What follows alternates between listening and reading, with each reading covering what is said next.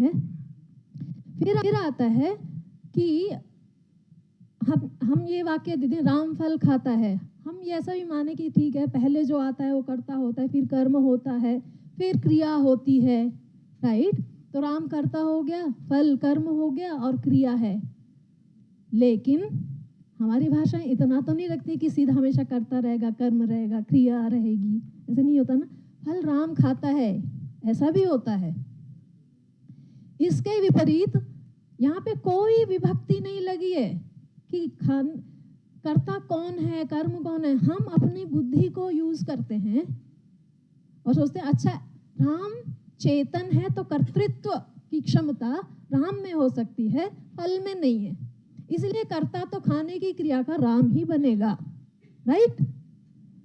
फल कर्म ही बन सकता है, कर्ता नहीं बन सकता खाने की क्रिया के, क्योंकि उसमें खाने की क्रिया को करने के लिए एक चेतनता चाहिए, कर्तृत्व की शक्ति चाहिए, जो फल में नहीं है। लेकिन कभी कभी विवक्षा ऐसी होती है कि उल्टा कहते हैं, राइट। जो क्षमता है, जैसे हम कहें कि राम लता शराब नहीं पीती है, राइट। तो आपको लगता है कि हाँ लता करता है, शराब कर्म है, नहीं उसका जो क्रिया है उसका नेगेशन हो रहा है, मना किया जा रहा है। लेकिन विवक्षा के विरुद्ध जाके जब कहने होते हैं तो ऐसा नहीं होता कि ना हमने लता को कोई संबंध, कर्ता संबंध का मार कर लगाया, विभक्ति लगाई, ना शराब को लगाई कर्म की कोई विभक्ति, फिर भी अर्थ समझ में आया। लेकिन विवक्षा के जब विपरीत गए तो हमने कहा शराब लता को पीती है, राइट। तो हमने वहां विभक्ति लाके रख दी कि अब हमको निश्चित हो गया कि शराब को हम कर्म नहीं बना सकते। इस वाक्य में शराब लता को पीती है, हमारे दिमाग में एकदम फिट हो जाता है कि शराब को हम कर्ता ही बनाएंगे, अब हम इसको कर्म नहीं बना सकते, यद्यपि उसमें चेतनता नहीं है फिर भी, राइट। अब मशीन को ये बात यदि नहीं बताएं हम कि भाई कभी कभी चेतनता न होने के बावजूद भी ऐसी वक्ता की विवक्षा होती है कि वो अचेतन भी कर्ता बन सकता है, राइट। ये मशीन को समझाना है। तो क्या हो रहा है, एक हमने देखा कि शब्द के स्तर पर एक ही शब्द के अनेक अर्थ हो सकते हैं।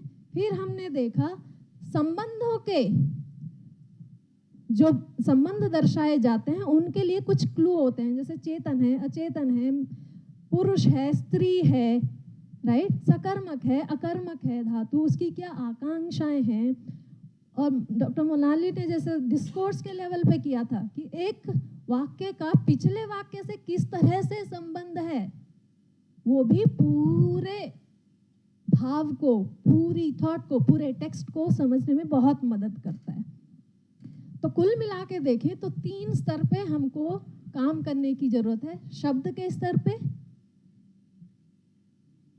और संबंधों के स्तर पे। संबंध वाक्यों में शब्दों के, 2 शब्दों के बीच जो संबंध है, 2 या अनेक शब्दों के बीच जो संबंध है।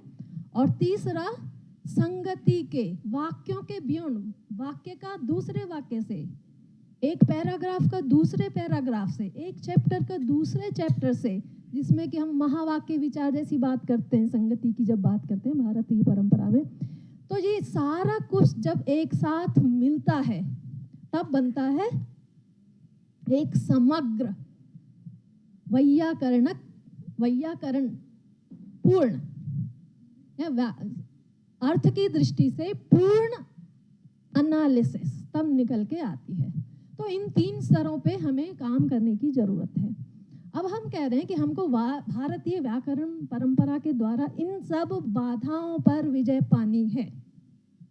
अभी तक हमने जो देखा, हमने देखा कि एक एक भाषा में ही यही हो रहा है, लेकिन हमेशा ऐसा नहीं होता कि मेरी भाषा से काम चल जाएगा। मुझे जरूरत पड़ती है कि मेरी भाषा से काम चले, लेकिन मेरी भाषा में जो बात मैं कहूँ वो दूसरे भाषा के बोलने वाले भी समझ पाएं, और जैसा मैं कहूँ, मेरी जैसी विवक्षा है वो 100% as it is pass on हो। ऐसा नहीं कि मैं कहना चाहती हूँ कि मुझे हल चाहिए मुझे तो समाधान चाहिए, वो मेरे को लाके किसान खेती वाला हल लाके दे दिया, काम नहीं बनने वाला ना। तो जो मेरी विवक्षा है वो समझे और उसके अनुकूल फिर वो एक्शन ले, तभी मेरा जो अभिप्राय है वो सिद्ध होगा। तो ये सब हमको मशीन से करवाना है। और इस सब में आप भारतीय व्याकरण परंपरा के विद्यार्थी हैं, इसमें रुचि रखते हैं, प्रेम रखते हैं, उससे श्रद्धा रखते हैं। आप अब बता सकते हैं कि या फिर नहीं बताएं तो सोचिए कि इन 3 स्तरों पे ऐसी हमारी परंपरा में कौन कौन सी चीजें हैं जो हमें इन समस्याओं को समाधान करने में मदद करेंगी। मैं थोड़ा सा दिखाती हूँ। अब यदि देखें पूरी पिक्चर यदि दें, अब हमारे पास एक तो ये समस्या है, दूसरा ये है कि हमारे जो कंपटीटर हैं, कंपटीटर कहें या ऑब्वियसली हमारा काउंटर पार्ट मान लीजिए, वो है गूगल जैसी संस्थाएं, जिनके पास, जैसा कि कल के वक्ताओं ने भी कहा था, कि उनके पास हमारे कंपैरिजन में हमारे पास 1% भी हमारी भारतीय भाषाओं के लिए डेटा या भारतीय भाषाओं के साथ साथ विदेशी फॉरेन लैंग्वेजेस के लिए इलेक्ट्रॉनिक फॉर्मेट में डेटा कंटेंट कॉर्पस नहीं है। तो हम कैसे बीट करेंगे उन टेक्नोलॉजीज के माध्यम से जो मशीन लर्निंग जैसी टेक्नोलॉजी और जिसमें कि बहुत सारा डेटा हमें चाहिए, राइट? नहीं बीट कर सकते, नहीं compete कर सकते।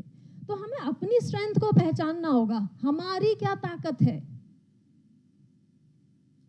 हमारी ताकत है, और ये ना केवल हम मानते हैं, ये विश्व के सभी भाषा वैज्ञानिक मानते हैं। इवन भाषा विज्ञान से इतर वैज्ञानिक भी मानते हैं कि भारतीय व्याकरण परंपरा में जो अर्थ तत्व का चिंतन हुआ है, भाषा पर जो चिंतन हुआ है, उससे बढ़कर कहीं आज तक नहीं हुआ है, राइट?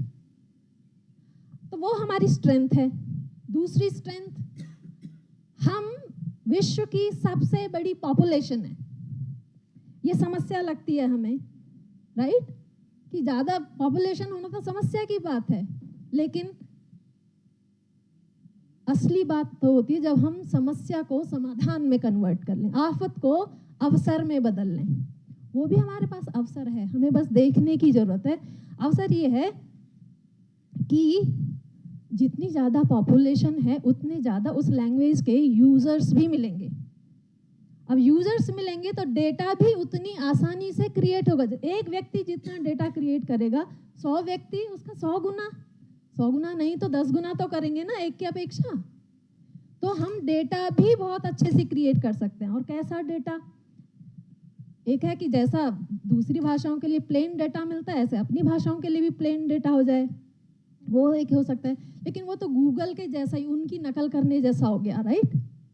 हमारी दूसरी स्ट्रेंथ को तो ऐड किया नहीं हमने उसमें, कि हमारी व्याकरण परंपरा इतनी समृद्ध है, उसको भी तो ऐड करेंगे तो हमको कई गुना लाभ मिलेगा। तो हमको हम क्या, हमारी स्ट्रेंथ क्या है कि अपनी सारी पॉपुलेशन को हम समझाएं, लगाएं या लगें, किसमें?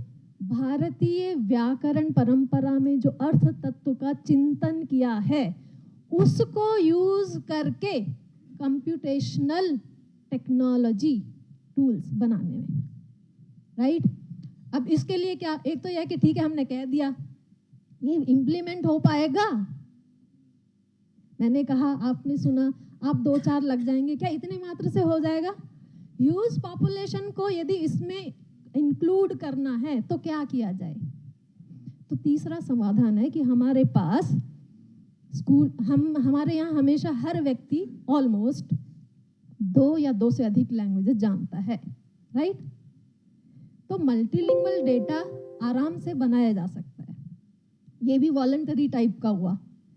लेकिन दूसरे है कि हमारे यहाँ स्कूल में अनिवार्यता है कि विद्यार्थी व्याकरण पढ़ेगा, और वो व्याकरण बहुत अंशों में पाणिनीय व्याकरण से इंस्पायर्ड होता है, पाणिनीय व्याकरण पर आधारित होता है।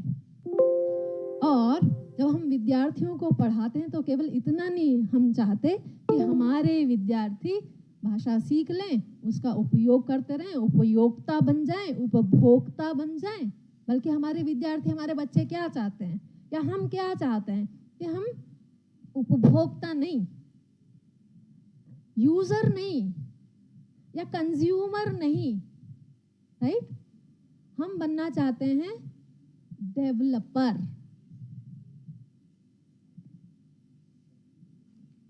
Content creator. ये है हमारी असली इच्छा जो होती है कि हमारा योगदान क्या होगा।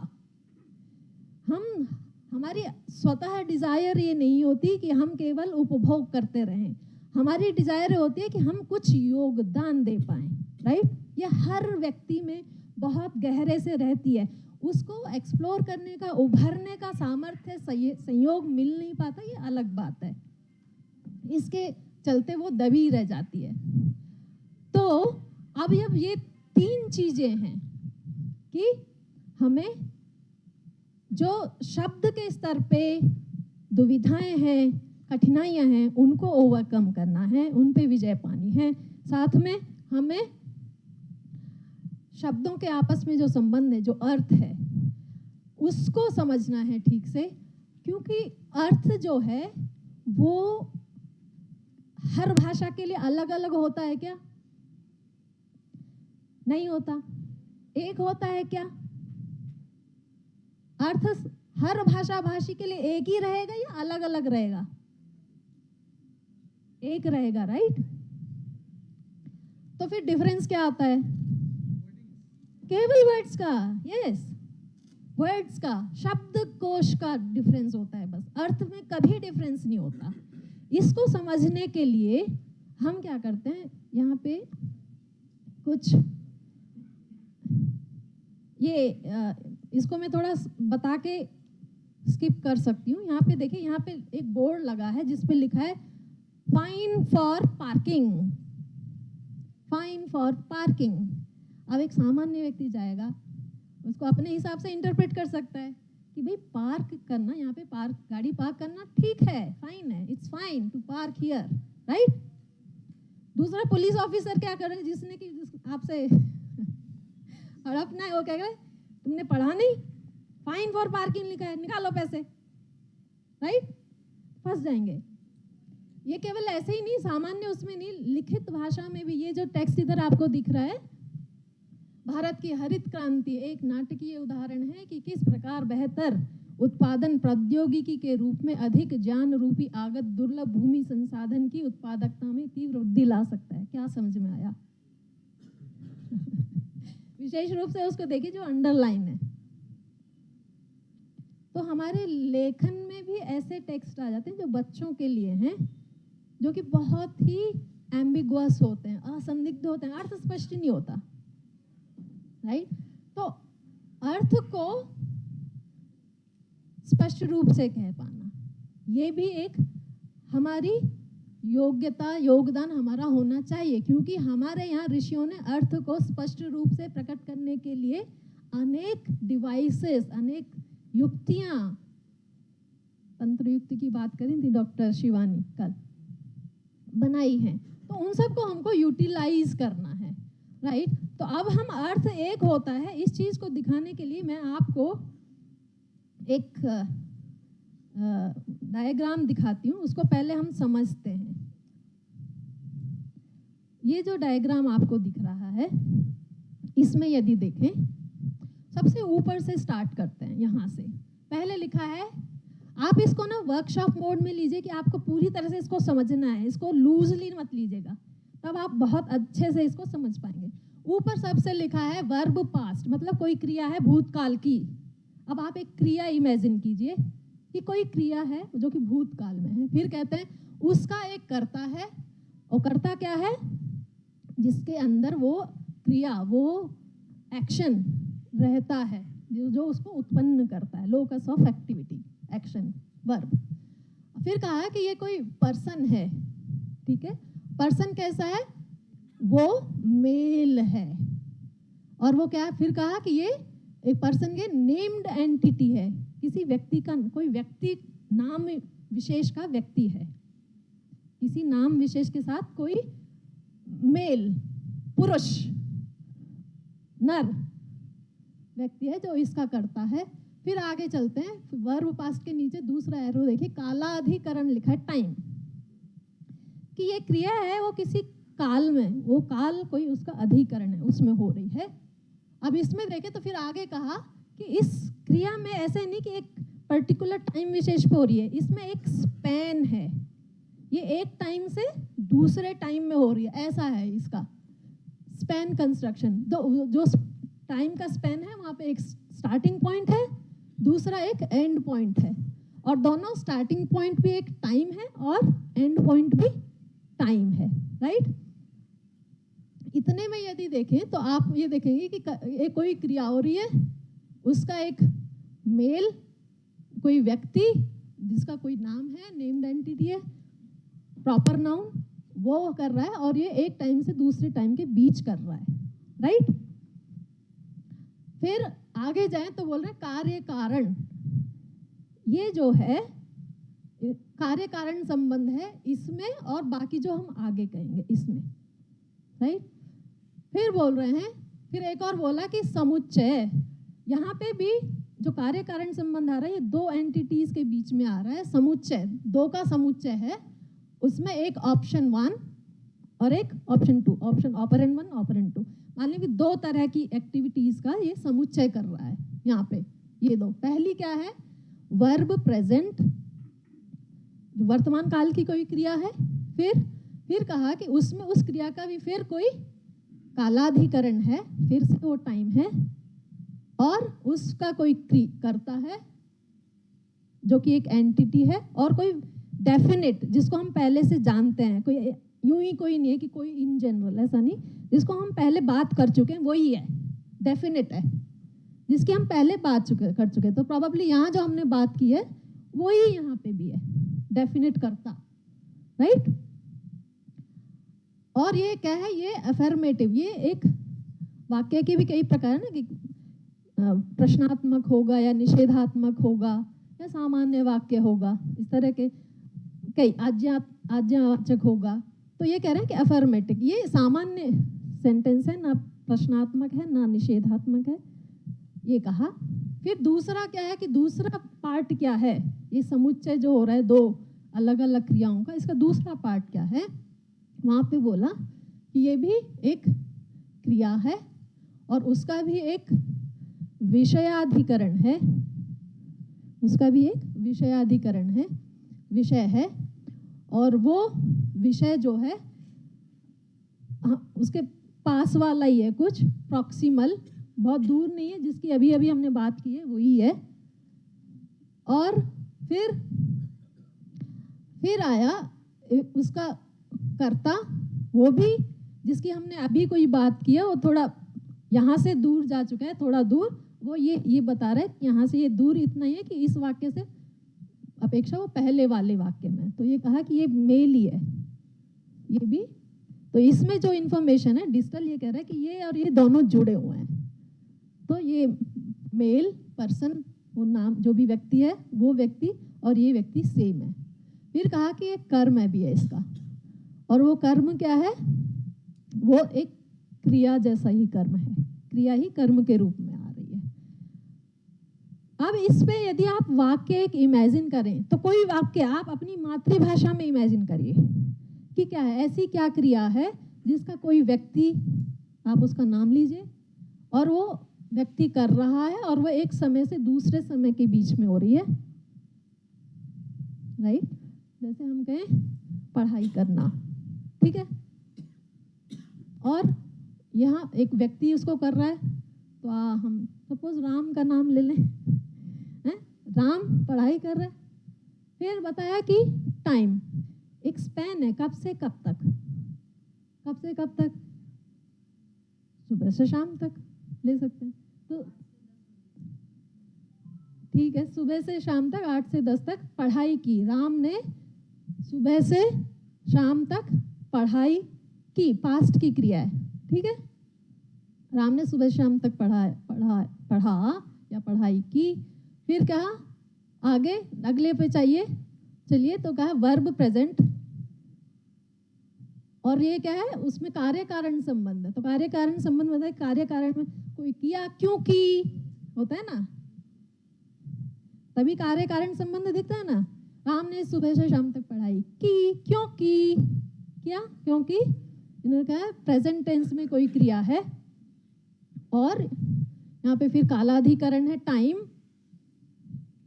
आज अभी की बात हो रही है कि इस समय पे, और वो कुछ डेफिनेट बात हो रही है कि कोई डेफिनेट एक्टिविटी वहां पे होनी है। वर्कशॉप। और ओके, फिर नेक्स्ट पे चलते हैं, वर्ब प्रेजेंट, जिसमें कहा कि ये त्याद आपको दिख रहा है, जिसमें कह रहे हैं कि ये एंटीसीडेंट है, एंटीसीडेंट रिलेशन है, और यहाँ पे ये डिस्टल रिलेशन है, जो कि राम, यहाँ पे यदि हमने राम लिया था तो राम से कनेक्टेड है, ठीक है। और ऑल राइट, तो ये उसका कर्म हो गया, जो कि कर्म है वो क्रिया रूप में है, और वो अफर्मेटिव टाइप की क्रिया है। तो राम ने पढ़ाई की, राम ने सुबह से शाम तक, क्योंकि ये यहाँ पे फिर कोई टाइम एंटिटी, आज या कल उसकी परीक्षा है, ऐसा जैसा आज ये डेफिनेट एंटिटी उससे जाके कनेक्ट होगी, आज या कल उसकी परीक्षा है, और उस परीक्षा में ये देखिए ये तत्व उससे, ये जो परीक्षा है ये उससे कनेक्ट हो रहा है, उसमें उसको ये फिर राम को ये फिर क्रिया आ गई, पास होना है। तो यदि देखें तो ये कुछ इस तरह का वाक्य आपके पास निकल के आएगा।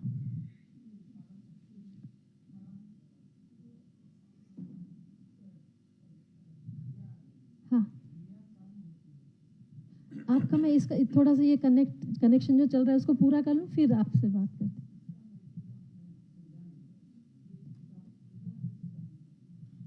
क्रिया भी कर्म के रूप में आ सकती है, जैसे मम खादनम पश्यतु,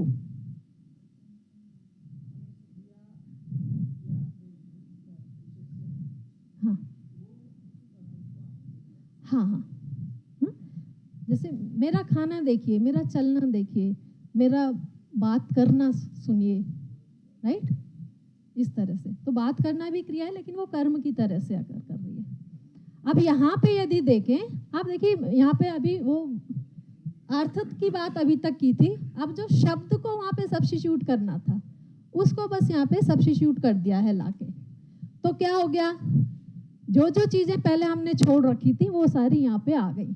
तो आपको मिल गया पहले कि कोई कर्ता है, कर्ता की जगह आ गया वो शब्द, हमने हिंदी भाषा का ले लिया यहाँ पे राम। अब राम में ये जो अर्थ है ये राम में सीधा का सीधा अप्लाई हो रहा है, इसलिए ये ट्रू है, राइट। फिर सुबह शाम, ये स्पेन जो बता रहा था एक समय से दूसरे समय तक, ये भी हो गया, राम ने पढ़ाई की सुबह से शाम तक, ठीक है।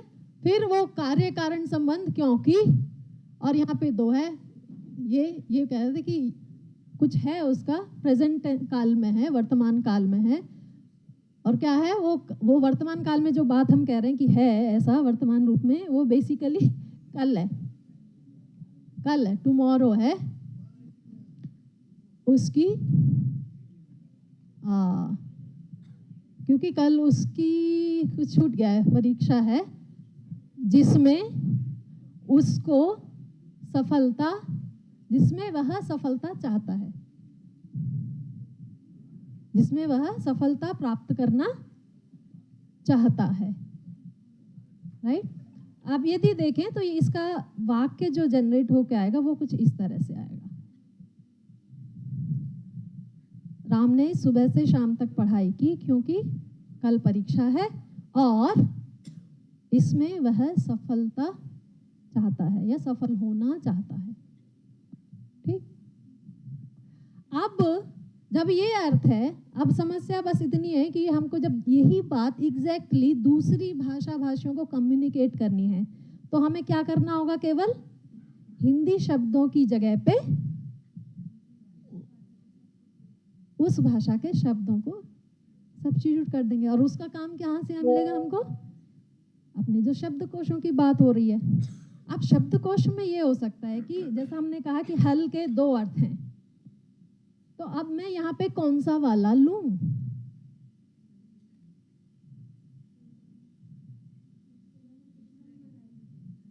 डिक्शनरी तो सब डिक्शनरी में ही लिखा है कि हल के दो अर्थ हैं, वहीं से पता चला मेरे को। तो ये कुछ सोल्यूशन बता रहे हैं कि भाई अर्थ एक है तो उसको कहेंगे हल एक अर्थ हो गया। दूसरा अर्थ आगे कहेंगे हल दो, मतलब हल टू हल्का हल्का, इस तरह से। तो कुछ इस तरह से हमने भी कुछ वैसा ही किया है, वो मैं यहाँ आपको दिखाती हूँ।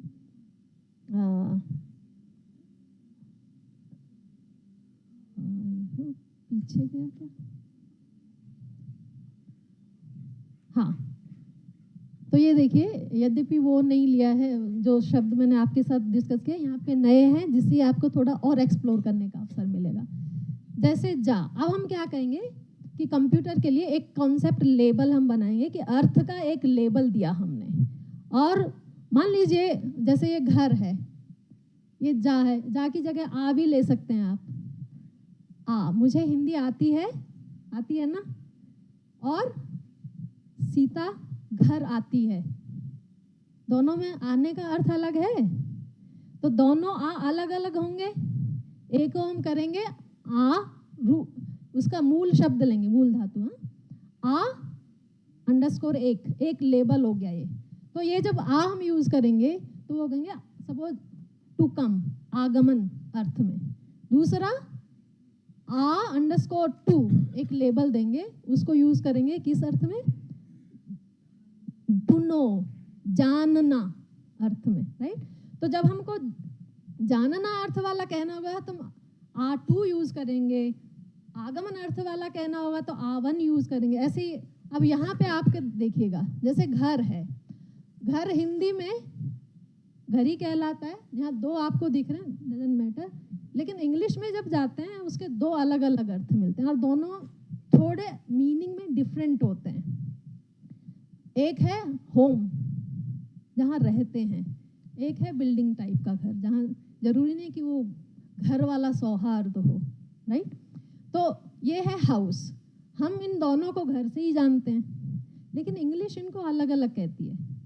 अब यदि मुझे इंग्लिश का ऐसा वाला अर्थ कहना है जहाँ पे पारिवारिकता है, और उसके लिए मैं कौन सा अब लेबल लूं, घर वन लूं या घर टू लूं? घर वन। तो इस तरह से क्या किया हमने, ये उनको एक यूनिक अर्थ दे दिया। है तो मेरा हल ही अब, राइट, है तो मेरा घर ही, लेकिन जब मुझे एक विशेष अर्थ को कहना है तो मैं जिस अर्थ को कहना हम चाह रहे हैं उस आईडी के साथ वाला एक उठा लेंगे, ठीक। तो इस तरह से जो शब्दों की एम्बिग्विटी की समस्या है उसको हम बहुत हद तक सॉल्व कर लेंगे, राइट। अब ये जो हम देख रहे थे, जैसा कि आपने भी कहा कि हमको कुछ नहीं करना इसमें, ये हमारे पास है, हमें बस इसी को लेते हैं। ये एक बार हमने बता दिया, अर्थ को इस तरह से हमने स्पष्ट कर दिया, जिसके लिए थोड़ा हमको क्या करना है, बस थोड़ा सा, यदि मशीन बहुत सारा काम करके दे देती है इस तरह का, हमको क्या करना है कि उसको क्रॉस चेक करके ठीक ठीक कहना कि हाँ हाँ हाँ मैं यही कहना चाहता हूँ, राइट।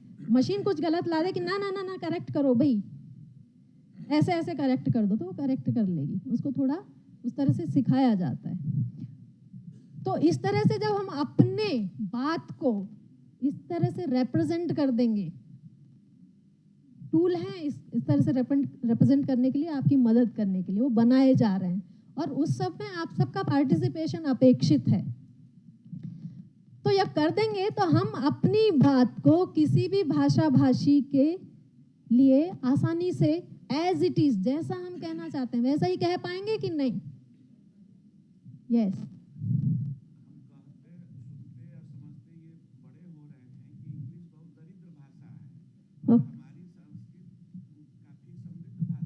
जी।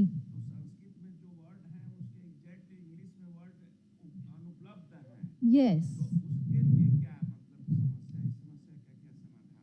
उसके लिए क्या करते हैं, ग्लॉस होता है या शब्द की एक डेफिनेशन टाइप की भी साथ में रखी जाती है, जिससे कि उस भाषा में, दूसरी भाषा में वो शब्द एज इट इज ना भी हो, तो ये जो ग्लॉस है, ये डेफिनेशन है उस शब्द की, विस्तृत व्याख्या रूप सी जो है, वो उसको वहाँ पे तब डिस्प्ले हो जाएगी। अब आपने जो घर का कहा, जी। घर का तो मीनिंग आपने बताया। हाँ। एक घर का मतलब होता है कि ये बात हमें घर कर गई। जी जी, ये है इडियोमैटिक एक्सप्रेशन, राइट? तो सीधा सीधा शाब्दिक अर्थ यहाँ से लेना ही नहीं है, लाक्षणिक अर्थ लेना है, राइट? तो लाक्षणिक अर्थ के लिए भी कैसे हम एक विशेष प्रकार की मदद अपने यूजर को पहुंचा सकते हैं, इसके लिए भी हमको शब्दकोशों को इस तरह से डिजाइन करने की आवश्यकता है कि जिसमें ना केवल शाब्दिक बल्कि लाक्षणिक अर्थ को भी हम समझा पाने में सक्षम हो पाए। Thank you. तो कुल मिला के देखें तो ये है आइडिया, और आप सबको पता है कुलकर्णी, मल्हार कुलकर्णी सर ने शब्दकोशों का बहुत अच्छा कल लेक्चर दिया था, उसको हमें कुछ इस फॉर्मेट में डालने की आवश्यकता है, राइट? दीप्ति मैम ने, संगल सर ने कल यूनिवर्सल सिमेंटिक ग्रामर की, यूनिवर्सल सिमेंटिक रिप्रेजेंटेशन की बात की थी, वो रिप्रेजेंटेशन थोड़ा हमने यहाँ देखा है। यूनिवर्सल सिमेंटिक ग्रामर, ये जो हमारी परंपरा है व्याकरण की, जो हम स्कूल में पढ़ाते हैं, तो स्कूल में हम उसको इस तरह से पढ़ाएं कि बच्चे ग्रामर के साथ साथ कुछ एक्सपेरिमेंट करके भाषा सीखें, राइट? बच्चों को भी ज़्यादा प्रभावशाली लगेगा, क्योंकि बच्चों को गैजेट्स, टूल्स बहुत पसंद होते हैं, उनको कुछ क्रिएटिवली कुछ करके सीखना बहुत मज़ेदार लगता है, राइट? तो ये जो टूल्स हैं, ये उनकी क्रिएटिविटी को और निखारने में, उनको टूल्स के सही उपयोग में मदद करेगा। साथ ही हम जो हमेशा कहते रहते हैं कि बच्चे हमारी संस्कृति से दूर भाग रहे हैं, उसके प्रति आकर्षण पैदा करने में ये हमारी मदद करेगा। और केवल बच्चों की मदद नहीं, बच्चे जब सीखेंगे, कुछ कुछ एक्सपेरिमेंट्स करेंगे, गलतियां निकालेंगे, राइट? तो जो डेवलपर्स, आप जैसी, हमारी जैसी जो टीम है, उनको भी उनसे, उनकी गलतियों से, उनके सवालों से इनपुट मिलेगा, राइट? तो आवश्यकता है कि टीचर्स जब स्कूल में व्याकरण पढ़ाता है किसी भी भाषा का, अर्थ को तो ध्यान में रख के पढ़ाता ही है ना, और उस अर्थ को भारतीय व्याकरण परंपरा, पाणिनीय, पतंजलि की परंपरा, भर्तृहरि की परंपरा से जोड़ते हुए उसका जो लार्जर कैनवास है, उसको दिखाते समझाते हुए कराएं। तो उसके लिए टीचर्स को भी थोड़ी ट्रेनिंग की आवश्यकता है, जिस पे कि हम लोग काम कर रहे हैं। यूनिवर्सल सिमेंटिक ग्रामर, जैसा कि संपदानंद मिश्रा सर ने कल कहा था, शब्द सूत्रों की जो उन्होंने संदेह शब्द को समझाते हुए बताया था, प्रसंबा कुलकर्णी मैडम ने केस शब्द को समझाते हुए बताया था, राइट? तो कैसे एक ही शब्द से अनेक शब्दों को हम समझा सकते हैं, समझ सकते हैं, तो ये दृष्टि बच्चों तक पहुंचाना बहुत अनिवार्य है। और ये यूनिवर्सल सिमेंटिक ग्रामर, जो कि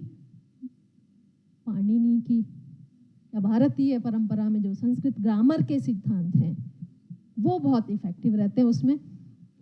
इतने के साथ ही यदि अभी कोई प्रश्न है तो प्रश्न ले लेते हैं, और बाकी आप लोग बाद में भी कनेक्ट कर सकते हैं। मैं यही हूँ और हम सो हैं, मैं यही हूँ का मतलब मैं तो यही हूँ यही पढ़ाती हूँ, लेकिन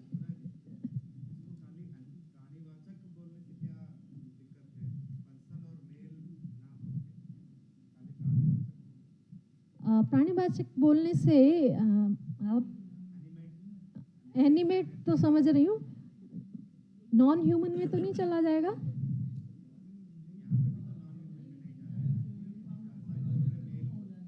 हाँ हाँ, वैसे always you are welcome to suggest better terms. हम नहीं क्लेम कर रहे थे कि हमने परफेक्ट टर्म दे दिए, हमने कुछ प्रयास किया है। हाँ हाँ, कह सकते हैं।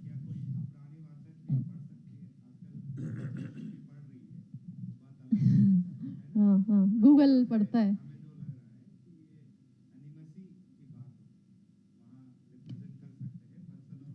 बिल्कुल बिल्कुल। तो जब हम एक्चुअली मेल कह रहे हैं, या हम जब एनी कहते हैं, नेम्ड एंटिटी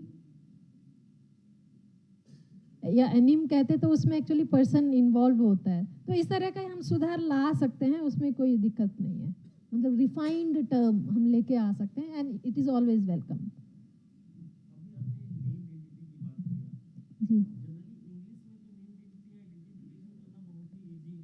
बिल्कुल बिल्कुल बिल्कुल।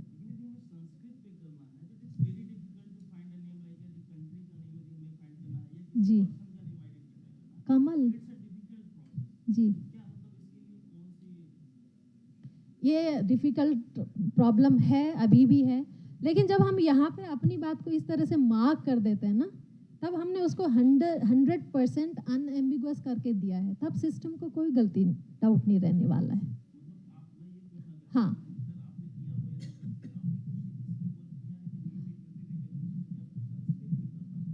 हम्म, जी, हिंदी में भी वही समस्या आएगी, भारतीय भाषाओं में सभी में वो समस्या आएगी जो संस्कृत में है। जी, तो वो समस्या सब में है। हम लोग क्या करते हैं, थोड़े-थोड़े जो रिसोर्सेज़ हैं, वर्ड नेट वगैरह, उनमें हर शब्द की कई-कई तरह की इन्फॉर्मेशन दी होती है, और साथ में क्या कनेक्शन देखते हैं क्रिया के साथ। तो क्रिया कैसी है, उसको किस तरह के कर्ता की आकांक्षा है। सपोज़ कोई कर्ता है, तो वो एनिमेट ही कर्ता ले सकता है या इनएनिमेट भी ले सकता है। तो वो भी एक स्पेसिफिक टाइप का ही, दुनिया भर का कोई भी आके किसी भी कर्ता का कर्ता नहीं बन जाता, क्रिया का कर्ता नहीं बन जाता। जी, तो जो शब्द बोध में तो, लेकिन हम जब ऑटोमेटिकली टूल क्रिएट करते हैं, तो हमको ऑटोमेटिकली क्रिएट कैसे दें? तो तरह-तरह के रिसोर्सेज़ की ज़रूरत पड़ती है। तो वर्डनेट जैसे जो रिसोर्सेज़ हैं, वो यहाँ पे काफ़ी, जो कि सिमेंटिकली बहुत रिच इन्फॉर्मेशन देते हैं, वो काफ़ी मददगार साबित होते हैं इन सब में। तो उनकी मदद ली जाती है, फिर भी गलतियाँ रहती हैं, इसलिए ह्यूमन वेरिफिकेशन की हमेशा आवश्यकता रहती है, जिससे कि हम अपनी बात को 100% करेक्ट कन्वे कर पाएँ। जी। यदि हुँ,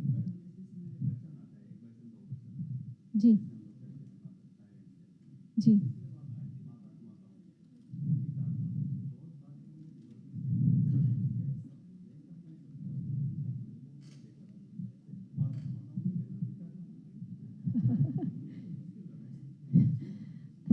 ये कुछ पैराडाइम वगैरह बनाए जाते हैं, मॉर्फोलॉजिकल एनालाइज़र जनरेटर इनको बोलते हैं, जो कि ये आप क्या शब्द जनरेट करवाना चाहते हैं, उसके आधार पे आप बताइए कि मुझे सिंगुलर जनरेट करना है या प्लूरल जनरेट करना है, या किसी विभक्ति के साथ। जैसे विभक्ति लगती है तो प्लूरल, सिंगुलर भी लड़के सामान्य रूप से प्लूरल में दिखता है हमको, लेकिन विभक्ति लगती है तो लड़के सिंगुलर में दिखता है। लड़के ने फल खाया, राइट? तो ये मॉर्फोलॉजिकल एनालाइजर और मॉर्फोलॉजिकल जनरेटर, मॉर्फ होता है, जो कि ये सारी समस्याओं को हल करता है। जी जी बिल्कुल, आप वो पिता का पिता ही लाएगा। देखिए, फल का बहुवचन क्या होता है? फल, फल का बहुवचन फल ही होता है। वो तब होगा जब कोई विभक्ति साथ में आ रही है।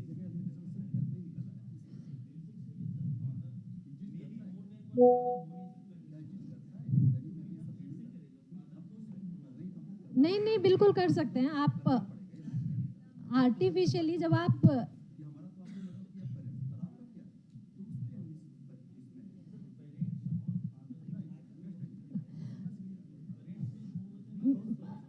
जी आपने कहा कि लता शराब नहीं पीती, जी तो ये लता हम लेडीज है कि लता प्लांट जो चढ़ती है वो लता है, ये आइडेंटिफाई आप करेंगे यहाँ से जब वो बताएगा कि वो कोई पर्सन है, एनिमेट है, फीमेल है। प्लांट को भी हम लता कहते हैं। उसको पर्सन नहीं बोलेंगे, राइट?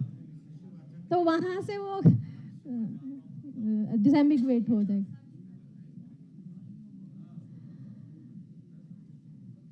मेरे ख्याल से हाँ,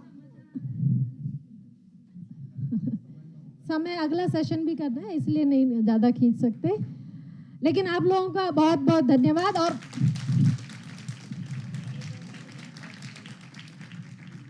मैं यहाँ पे फिर से कहना चाहूँगी कि ये प्रेजेंटेशन जो आपको मैंने दिया है, ये मैंने डॉक्टर सोमा पॉल के साथ मिलके बनाया है, मुख्य रूप से उनका है, मैंने केवल यहाँ पे प्रेजेंट किया है। और परंपरागत तरीके से बोलूं तो मैं प्रोफेसर दीप्ति मैम की शिष्या हूँ, पीएचडी मेरी उन्हीं के अंतर्गत हुई है, प्रोफेसर विनीत चैतन्य सर और इनके, और इनडायरेक्टली मेरा बहुत सारा काम अम्मा मैम के साथ भी हुआ है ड्यूरिंग पीएचडी एंड उसके बाद भी विनीत चैतन्य सर। तो मैं उन सभी को, उन्हीं का काम आपके सामने मैंने बस प्रस्तुत किया है। Thank you.